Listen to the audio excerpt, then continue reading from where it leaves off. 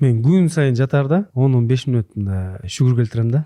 Анан деген былтыр ушу квартираны сатып, карызга батып, аябай кыйналып турган учур болчу да. Эптеп бир комнаттык квартирага акча таап ошону сатып алсак, ошону да сатышка туура келди да.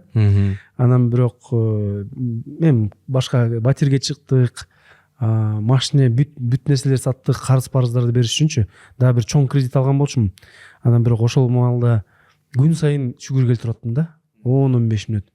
Анан деген ушул аман болгонума шүгүр, ата-энем тирүү экенине шүгүр, жакындарым аман эсенине шүгүр, жеп аткан таамыма шүгүр, баардык нерсеге ыраазычылык.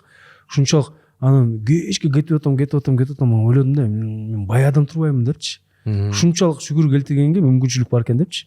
Ошон үчүн мен эмнени түшүндүм, сен канча бир нерсе жоготсоң дагы, өйдө чыксаң дагы, аябай боп кетсең дагы, түшүп калсаң деле, сенин ички сезимиң, шүгүрчүлүгүң эч качан кетпеш керек экен да.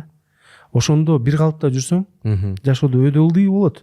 Бирок ички сезимиң мындай түз болсо, ошондо Кудай берерин унутпайт экен да.